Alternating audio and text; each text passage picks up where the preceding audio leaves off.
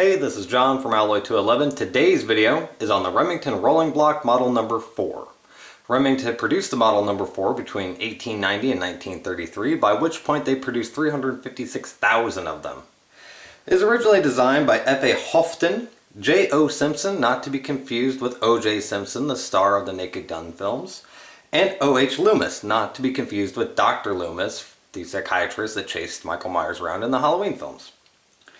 It was available in a variety of calibers, all rimfire, 22 short, 22 long, 22 long rifle, 25 Stevens, 32 short, and 32 long.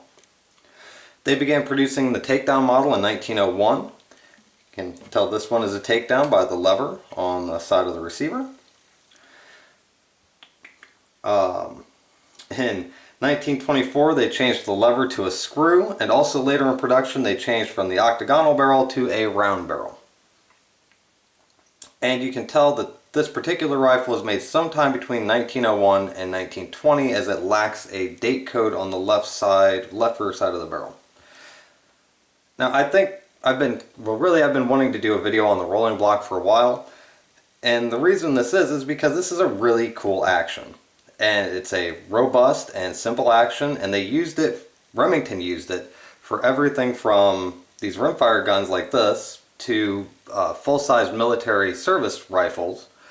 The Remington Rolling Block action actually served with, I believe, 24 different militaries, so different nations' militaries. So I mean, it was a serviceable action, and really you just don't see a lot about it nowadays. People don't really think about the rolling block action a whole lot, and I guess it seems kind of antiquated, but I don't really think it's any more antiquated than, say, a break action rifle or something of that nature. In fact, I would really prefer this to a break action rifle, because this is, well, if nothing else, cooler. It looks cooler if nothing else. Before I bring the camera down and show you how the action looks and works, I'm gonna go ahead and show you the takedown feature.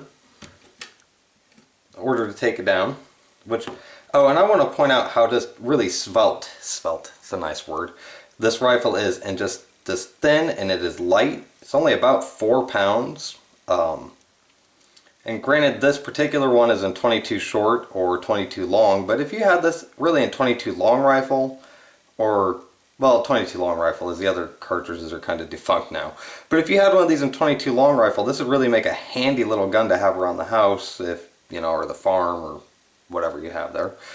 I guess in 22 short and 22 long it's still okay, but it's just not, 22 short and 22 long isn't as available as 22 long rifle is now, and they are pretty underpowered compared to it.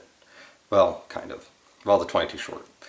Anyway, rather than go on anymore, one of the really noticeable things about this is how narrow this grip is.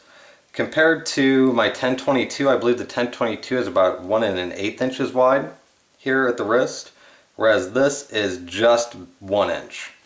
And on the fore end, it's only about 7/8 of an inch wide. So this is a just really thin and light and handy little rifle. Okay, now I'll show you that takedown feature I was talking about moments ago. Go ahead and flip the lever up all the way like that, and then you just pull it apart. It's a pretty simple mechanism. Wait, look, try to get this where you can see it well. There we go. If you rotate that, and you know, I get it to where you can see it, and I put my stupid finger in the way. As you can see, when it's flipped forward or up like that, the round bar is now flipped over to the flat.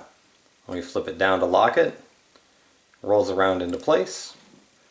The bottom plug, well, you can see part of the action there, but the bottom plug is just where the fore end slides in to help align it.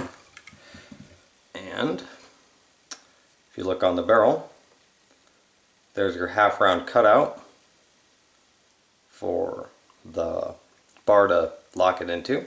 And there's your plug on the fore end to go into the receiver. Now I'm going to go ahead and put this back together, making sure the lever is in the correct position. Lever or lever. I mean, you can call it either. I do both actually. Call it both a lever and a lever because, well, who can ever decide which it is? Okay. Whoop. No, I don't think that's tall enough. Yeah, that's okay. Well, let's do this. Something I noticed when I was weighing this actually was that when I set it on the scale, it stood almost perfectly balanced. I get right about there.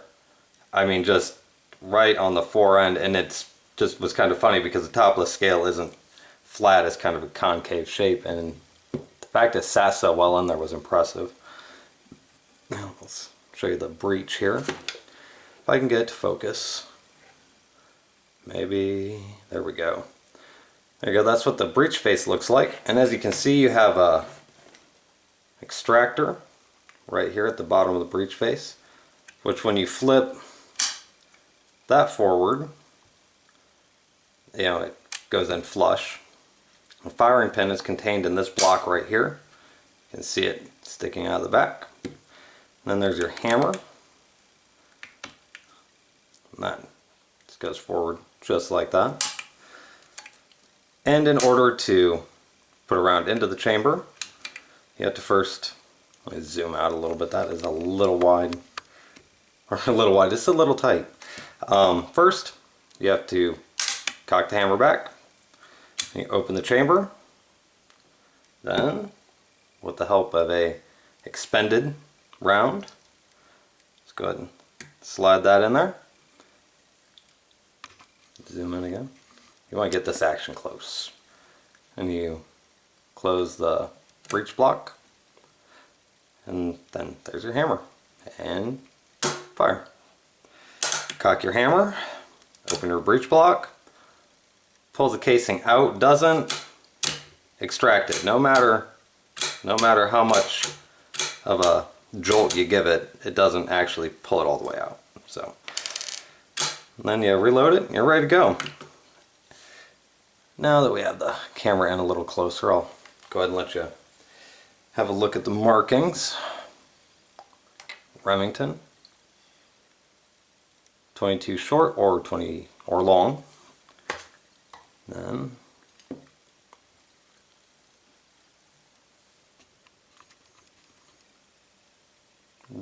Remington arms, Union metallic cartridge, and then the address. I'm not going to go and read that all, you can see it yourself.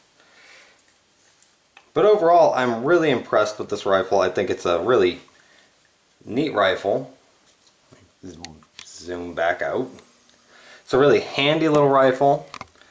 And I don't know, this octagonal barrel, it just really kind of gives a sense of like, I don't know, the Old West, or just that kind of nostalgia feeling of it's simple and, I don't know, takes you back a little bit.